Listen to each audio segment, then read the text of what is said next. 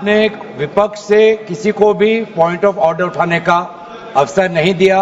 मंत्री महोदय बिना किसी पॉइंट ऑफ ऑर्डर के बिना उन्होंने अपनी बात रखी। वही संरक्षण आप मुझे दे, मैं आपसे वही अपेक्षा करता हूं। मंत्री महोदय ने अपनी पूरी बात रखी, आपने उनको कुछ नहीं कहा। उन्होंने राजनीतिक आरोप लगाए, उन्होंने हाउस को मिसलीड किया, आपने सुना। वही संरक्षण एक बात है गौरव जी, आप हमेशा सदन पर ये कैसे आरोप लगा सकते हैं कि आपने उनको कुछ नहीं कहा? मैंने फिर कहा आपको, इस सदन में, प्लीज बैठिए, इस सदन में संसदीय व्यवस्था के अनुसार सबको समय आवंटित होता है। आवंटित दल का माननीय सदस्य अपनी बात रख सकता है। जब मैंने व्यवस्था दे दी कि कोई माननीय सदस्य बोलेगा, उसके बीच में आज शून्यकाल पॉइंट ऑफ ऑर्डर नहीं दिया जाएगा तो नहीं दिया जाएगा। माननीय गौरव को कहिए। अध्यक्ष देखिए, शुरू हो गया सर, आप दे रहे अनुमति, आप अनुमति दे रहे हैं सर। आपने हमें अनुमति दी, आपने अनुमति दी हमें। एक मिनट बैठिए। हमारे सर, इन्होंने हम शांति से सुनेंगे। अरे सुनो, ये अपना भाषण देने से पहले इन्होंने मिसलीड किया बोला। आप सब ये कोई तरीका सर? एक मिनट बैठिए। माननीय मंत्री जी, नहीं, एक मिनट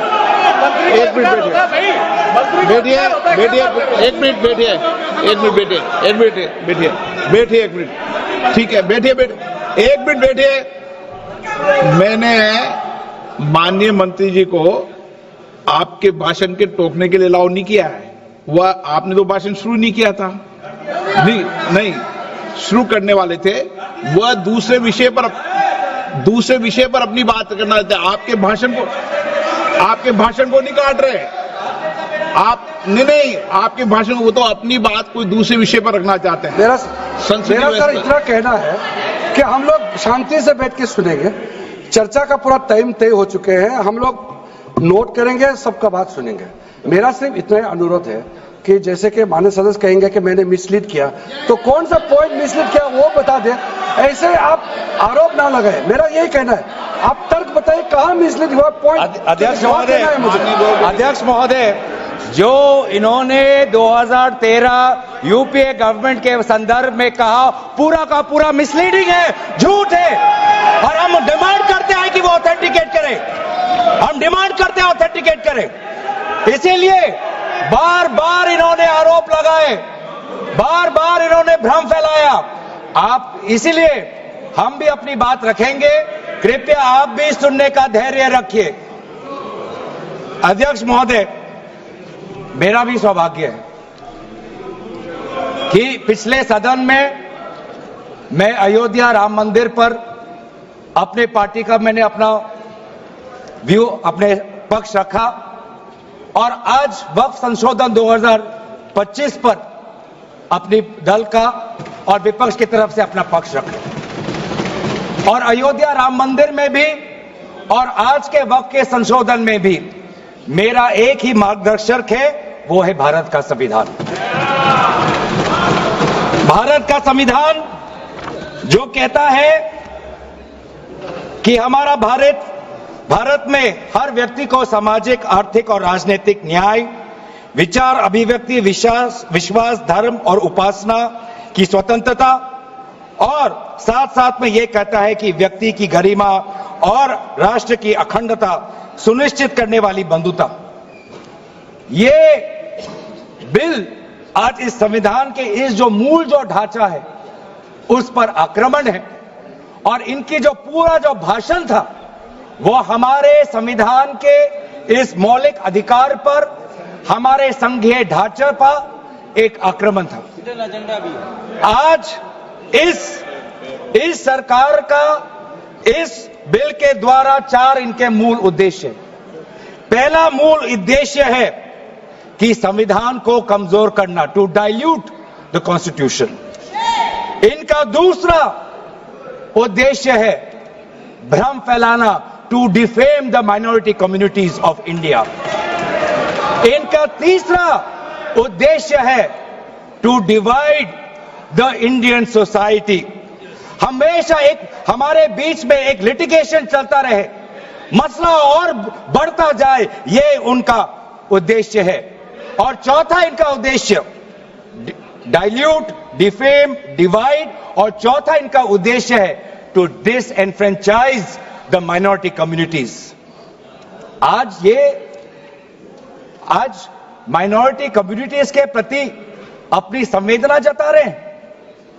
सर, कुछ हफ्ते पहले देश में विभिन्न जगहों में लोगों ने ईद की शुभकामनाएं एक दूसरे को दी, और क्या आपको पता है कहां इनकी डबल इंजन की सरकार ने लोगों को रास्ते पे ईद का नमाज भी पढ़ने नहीं दिया। और ये बात करेंगे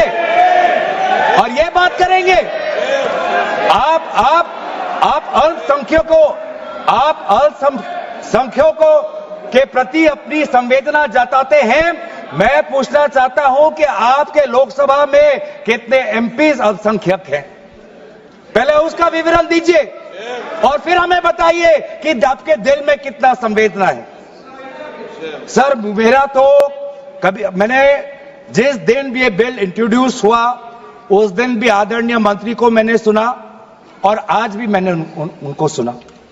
जिस दिन उन्होंने इंट्रोड्यूस किया उस दिन भी अगर आप उनका स्टेटमेंट पढ़े तो उन्होंने कहा कि इसको बिल लाने से पहले बहुत विस्तार रूप से इस बिल की लाने के लिए चर्चा हुई थी।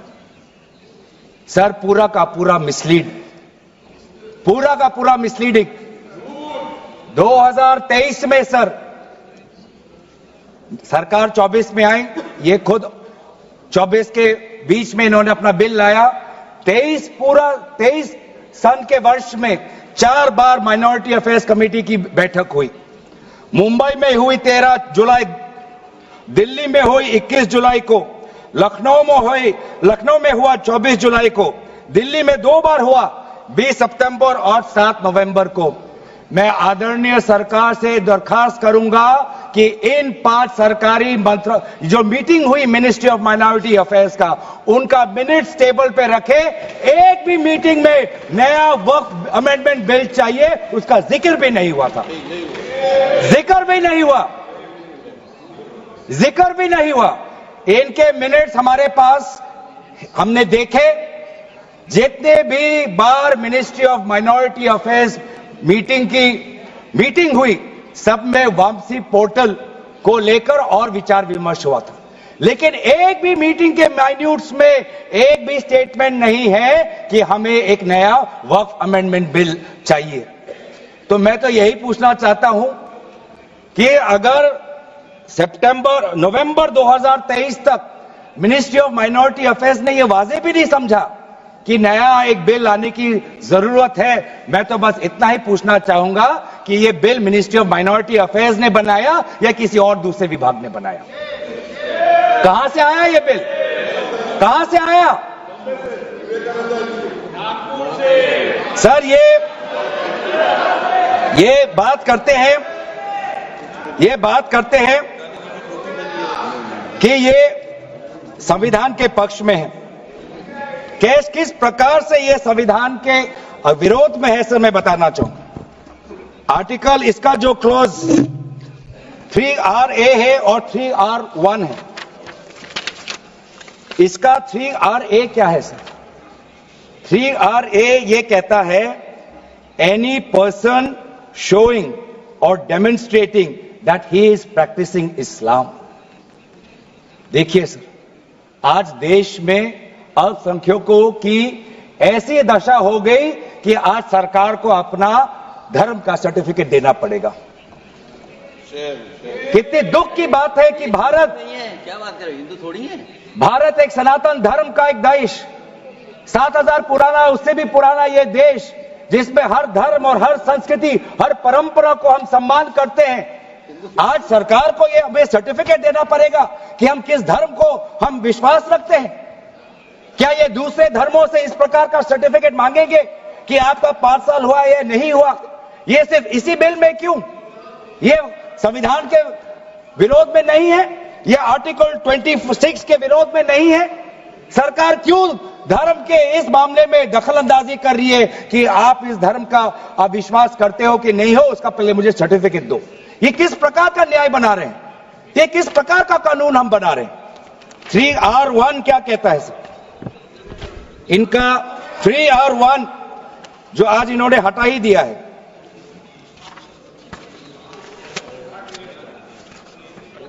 R1 कहता है a waqf by user, but such waqf shall not cease to be a waqf by reason only of the user having ceased, irrespective of the period of such session. ये इसके हटाने की क्या जरूरत थी सर? ये हमारा बार बार विभिन्न जजमेंट के द्वारा ये पूरा वक्फ बाय यूजर और इसके बारे में विभिन्न जजमेंट आए। सर दिस एक जजमेंट पढ़ना चाहूंगा। M. Siddiq, Ram Janmabhoomi, Muslim law does not require an express declaration of a waqf in every case. The dedication resulting in a waqf may also be reasonably inferred from the facts and circumstances of a case or from the conduct of the waqif. तो ये बार बार ये सब विभिन्न judgement के द्वारा वक्फ और ये जो पूरी इनकी जो परंपरा है, विभिन्न जजमेंट ने ताकत दी और आज यही विभिन्न क्लॉजेस के द्वारा जजमेंट्स को भी और हाईकोर्ट के ताकत को भी ये कमजोर कर रही है।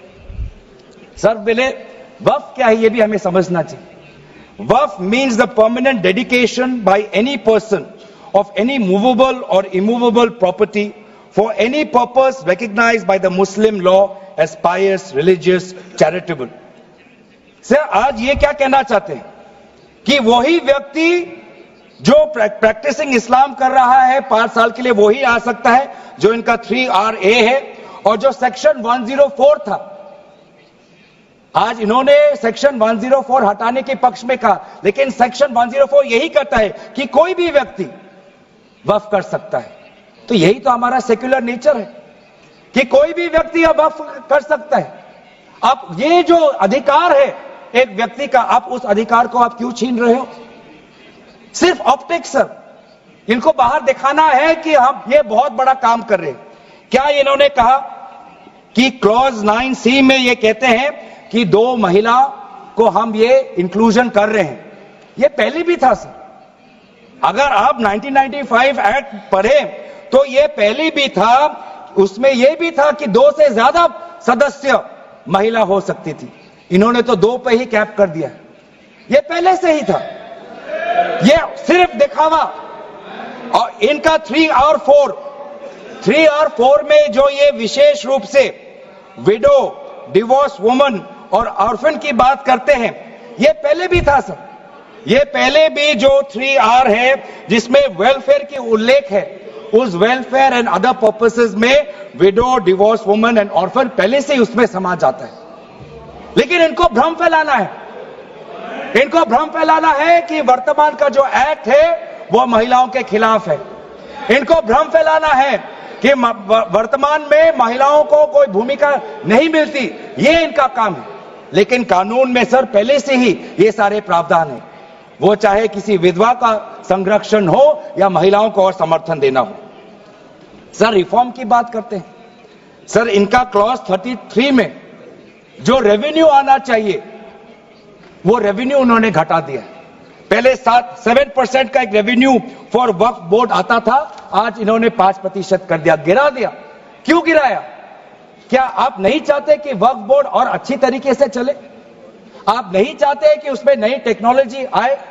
अगर कहीं खामियां हुई भी है, माना कि कोई भी कानून इस देश का, कोई भी कानून परफेक्ट नहीं है, कोई भी कानून परफेक्ट नहीं है, माना कहीं कहीं प्रदेशों में खामियां हैं, वो चाहे केरल में हो, आंध्रा में हो, कर्नाटक में हो, पंजाब में हो, दिल्ली में हो, लेकिन सर आप चाहते हैं कि वो वक्फ बोर्ड, वक्फ ट्राइब्यूनल और अच्छी तरीके से चले, और ये चाहते हैं कि वक्फ बोर्ड वो और कमजोर हो, और इसीलिए जो रेवेन्यू वाला क्लॉज है 7% से 5% इन्होंने घटा दिया। मेरा सुझाव, हमारे तरफ से यह सुझाव है कि 7% से 5% घटाने के बजाय आप 7% से 11% और इस रेवेन्यू को और इंक्रीज करिए। आज ये बात करते हैं कि ये रिफॉर्म्स ला रहे हैं। क्लॉज 26 पढ़िए sir, section 52A, section 52 clause 26। Clause 26 में क्या लिखा है? In section 52A of the principal act in subsection 1 for the words rigorous imprisonment the words imprisonment shall be substituted. Dilute कर रहे हैं सर। पेरेंट एक्ट बोलता था कि रिगरस इम्प्रिजनमेंट हो, और अगर आप बार बार ये कह रहे हैं कि फलाना हो रहा है, धमकाना हो रहा है, तो आप इसको क्लॉज को क्यों कमजोर कर रहे हैं? सिर्फ भ्रम फैलाना है सर। मंशा इनकी कहीं और है। मंशा सर, मैं भी एक टिप्पणी देना चाहूंगा कि आज ये एक विशेष समाज के जमीन पर इनकी नजर है, कल समाज के दूसरे अल्पसंख्यकों के जमीन पर इनकी नजर जाएगी। आज ये बिल सिर्फ एक विशेष समुदाय के जमीन पर इनकी नजर है, कल दूसरे समुदायों के जमीन पर इनकी नजर जाएगी। बार बार ये बिल सर, इतना संशोधन की जरूरत है। ये मैं नहीं कहता कि संशोधन की जरूरत नहीं है। मंत्री महोदय ने बार बार इसका जिक्र किया कि ये बिल कितनी बार इसका संशोधन हुआ। इसकी शुरुआत आप जहां से भी पकड़े, आप 1810, 1817, उसके बाद 1954, 1984, 1995, सच्चर कमेटी, रहमान कमेटी 2003। संशोधन चाहिए सर। मैं नहीं कहता कि हम संशोधन के विपक्ष में नहीं, लेकिन संशोधन इस प्रकार का हो जिससे बिल का रूपायन, जिससे बिल और ताकतवर बने। और इन्होंने ऐसे संशोधन लाए हैं जिससे बिल से इस देश में और यहां पे समस्या बढ़ेगी, और मसले बढ़ेंगे, और लिटिगेशन होगा।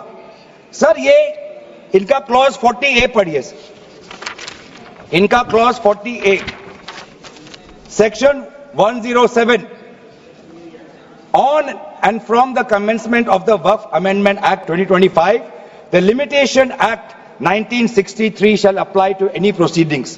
सर इससे पहले आप जितने बार भी आप इतिहास में जाए, हर बार, क्योंकि ये वक्फ, ये जो प्रक्रिया है, जब से हमारे देश में इस्लाम आया तब से ये प्रक्रिया चल रही है।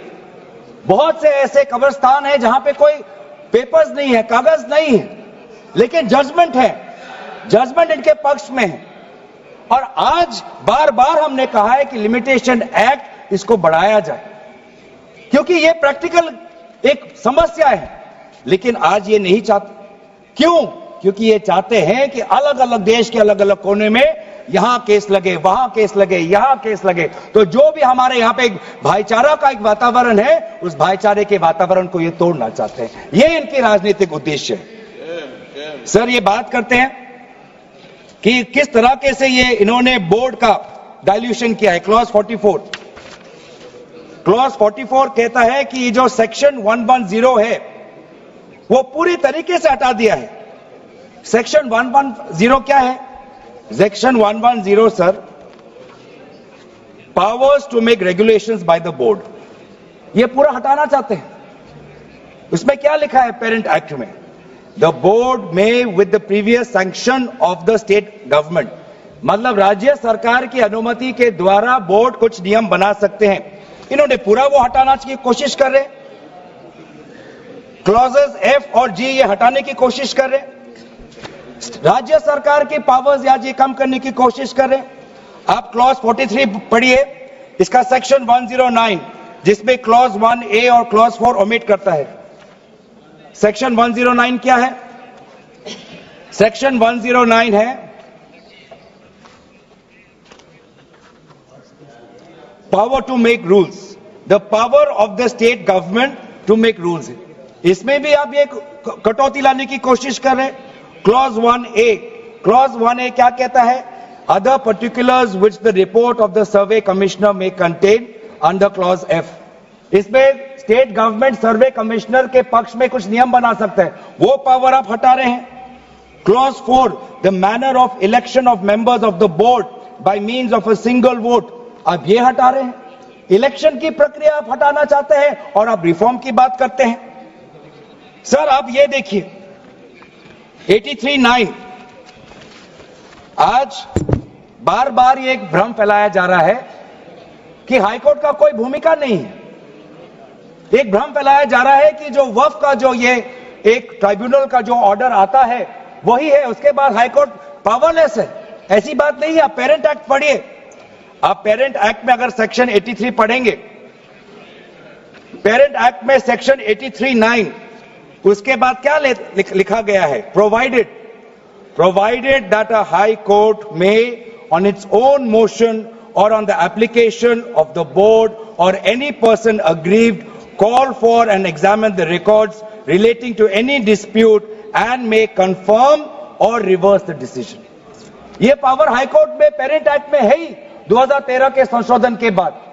तो क्यों बार बार आप ऐसा एक भ्रम फैला रहे हैं कि हाई कोर्ट का कोई रोल नहीं है? अगर कहीं अन्याय हुआ है, अगर कहीं अन्याय हुआ है, चाहे दक्षिण में हो, उत्तर में हो, उत्तर पूर्वांचल में हो, पश्चिम में हो, तो सेंट्रल गवर्नमेंट के पास वो पावर्स हैं। सेंट्रल गवर्नमेंट के पास under section 97 of the parent act आपके पास पावर है कि कहीं अगर नाइंसाफी हो तो वो आपके पास सेक्शन 97 के द्वारा आप स्टेट बोर्ड को आप डायरेक्शन दे सकते हो। मैं पढ़ूं 97।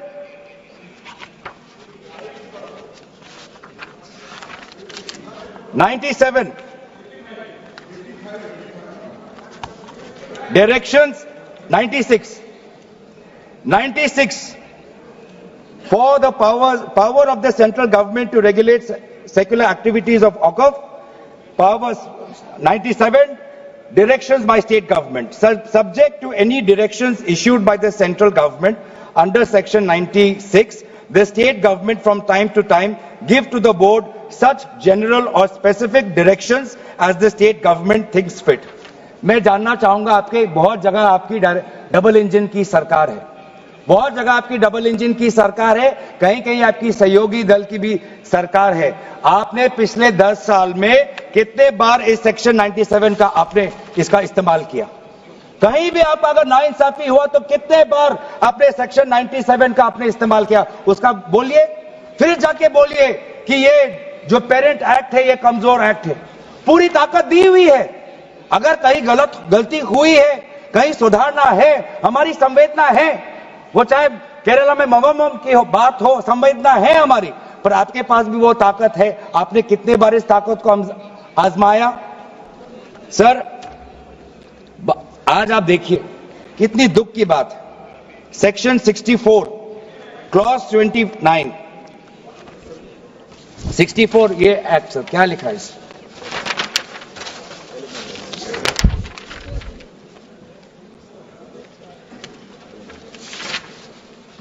इसमें क्या लिखा है? न्यू एक्ट में section clause number 29L, clause number 29L में लिखा है कि अगर is a member of any association which has been declared unlawful under the Unlawful Activities Prevention Act 1967, यूआपा आपने लाए, ठीक है, आप कहीं रिग्रेस प्रेजेंटमेंट को उसको सिंप्लीफाई करके प्रेजेंटमेंट लाना चाहते हैं और कहीं आप यूआपा का संशोधन लाना चाहते हैं, आपका हक है।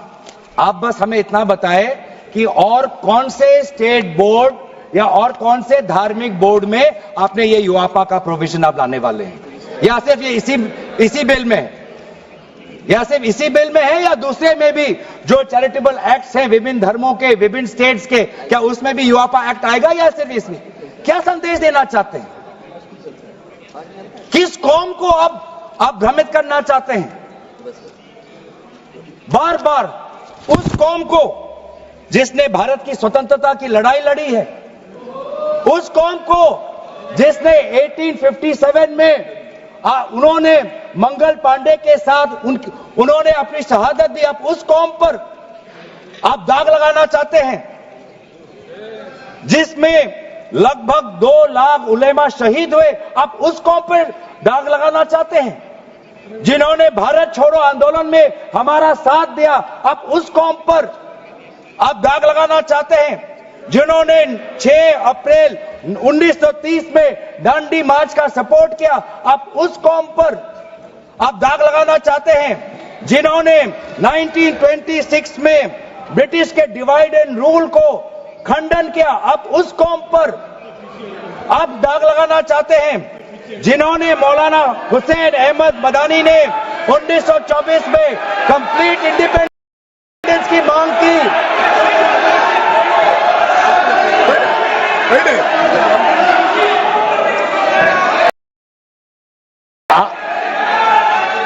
जब आप लोग भारत छोड़ो आंदोलन का समर्थन नहीं कर रहे थे, उस कौम ने भारत छोड़ो आंदोलन का समर्थन किया। जब आप लोग अंग्रेजों को मर्सी पिटीशन लिख रहे थे, वो माल्टा में 3 साल और इजिप्ट में उन्होंने शहादत दी। आप किस कौम पर दाग लगाना चाहते हो जिन्होंने 1924 में जिन्ना के 2 नेशन की थियरी को पूरी तरीके से नकारा? आप उस कौम पर लगा रहे हो। सर यही है इनका डिवाइड एंड रूल। यही है इनका डिवाइड एंड रूल। बहुत लोग पूछते हैं सर हमारा राष्ट्रवाद क्या है? सर हमारा राष्ट्रवाद, nationalism for us is being United in our shared love for our Bharat Mata and the mutual respect for her culture, language, dress, food and religion. It is the love for our national flag, the Tiringa, जिसकी सम्मान आपने नहीं की थी. It is the sacrifice of the Indian freedom movement, जिसमें आपने भाग नहीं लिया. It is our thirst for knowledge, to seek excellence with limited resources, to be creative, to have the courage, to acknowledge the injustice of the past and have the wisdom to build new bridges. ये है हमारा राष्ट्रवाद और ये राष्ट्रवाद आज हमारे संविधान में उल्लेखित है. तो सर बार बार ये सरकार कहती है ये माइनॉरिटीज के पक्ष में है, लेकिन जब अमेरिका से माइनॉरिटी कमीशन का रिपोर्ट आता है कि माइनॉरिटीज के साथ नाइंसाफी होती है तो इनको दुख होता है. जब यूएस का रिलीजियस कमीशन का रिपोर्ट आता है तब इनको दुख होता है. सर बार बार ये जो ऑप्टिक्स की बात कर रहे हैं, ये क्लॉज 42 सेक्शन 108A इन्होंने डिलीट कर दिया है. ये कहते हैं कि कैसे ओवरराइडिंग प्रिंसिपल कैसे आ सकता है? मंत्री महोदय को ओवरराइडिंग प्रिंसिपल से आपत्ति है. पहले सबके लिए सेक्शन 108 क्या है सर पढ़ लेते हैं. आपके लिए भी है, हम तो जेपीसी में थे.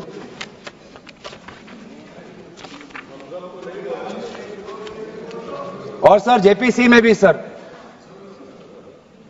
दुख की बात करनी पड़ेगी सर कि जेपीसी में ये कहते हैं कि सबका इन्होंने राय सुना, लेकिन आपको भी पता है विपक्ष के द्वारा एक भी संशोधन को इन्होंने स्वीकार नहीं किया.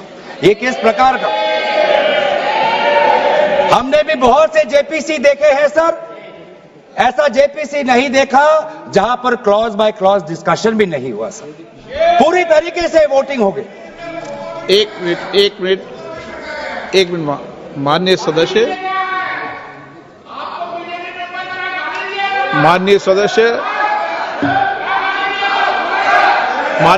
इतना ध्यान रखें कि जेपीसी भी संसद का भाग होती है, इसलिए उसका भी ध्यान रखें. सर इन्होंने जेपीसी की बात की. अगर इन्होंने ये नहीं करते कि जेपीसी में बहुत विस्तार रूप से चर्चा हुआ तो मैं भी नहीं करता. इन्होंने उल्लेख किया इसलिए मैं करना चाहता हूं. इन्होंने उल्लेख किया कि बहुत से लोग आए जेपीसी में. सर ऐसे भी लोग आए जिनको वक्फ को लेकर उनका कोई जानकारी भी नहीं थी, कोई जानकारी नहीं थी सर. ऐसे भी आए सर. जेपीसी के मुद्दे हम बार बार हमने स्पीकर को चिट्ठी के द्वारा अवगत किया है, इसलिए उठा रहे हैं सर. इसमें 108A ये हटाना चाहते हैं जिसमें power to have overriding effect. लेकिन ये जो प्रिंसिपल है ओवरराइडिंग का सर, ये आज भी विभिन्न स्टेट एक्ट्स में ये है. तेलंगाना के एक्ट में आज भी ओवरराइडिंग प्रिंसिपल है. तमिलनाडु के एक्ट में आज भी ये ओवरराइडिंग प्रिंसिपल है. आज भी आरटीआई एक्ट में, इंफॉर्मेशन टेक्नोलॉजी एक्ट में 2000 में नालसा जैसे यूनिवर्सिटी में ये ओवरराइडिंग प्रिंसिपल है. तो इसीलिए आपको सिर्फ यहां पर आपको ओवरराइडिंग प्रिंसिपल से आपको मुश्किल है, लेकिन जो दूसरे एक्ट्स में जो ओवरराइडिंग प्रिंसिपल है सेक्शन 108A के द्वारा सिमिलर प्रोविजंस है, उसमें आपको तकलीफ नहीं है. सर मैं भी अपने जैसे इन्होंने हमारे कुछ दोस्तों को सलाह दी, मैं भी इनके कुछ दोस्तों को सलाह देना चाहता हूं। सर, क्लॉज 40A सेक्शन 107 जो लिमिटेशन एक्ट जो हटाया गया है, सर आंध्र प्रदेश के एक्ट में ये लिमिटेशन एक्ट ऐसा ही एक लॉ है जैसे पेरेंट एक्ट में है।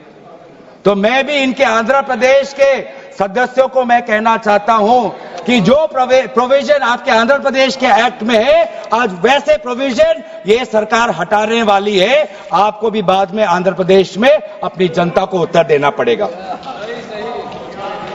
तेलंगाना और तमिलनाडु में हमने बात रखी है सर, तो मैं बार बार मैं कहना चाहूंगा सर, हमें संशोधन से कोई हमें परे नहीं है, लेकिन संशोधन ऐसा हो जो हमें मदद करे।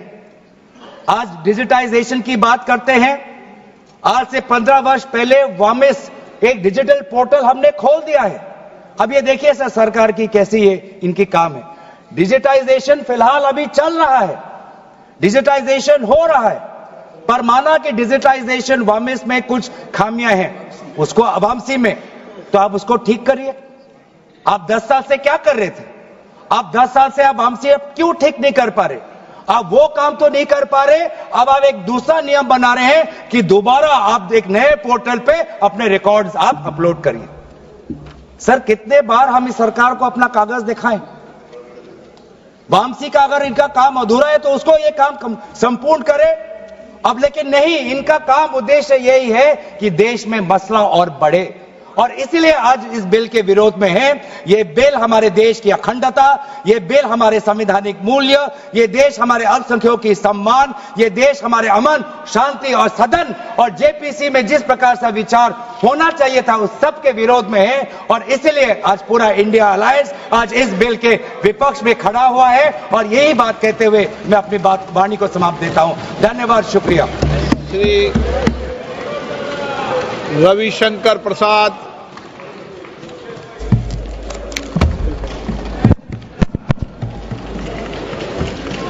माननीय अध्यक्ष जी,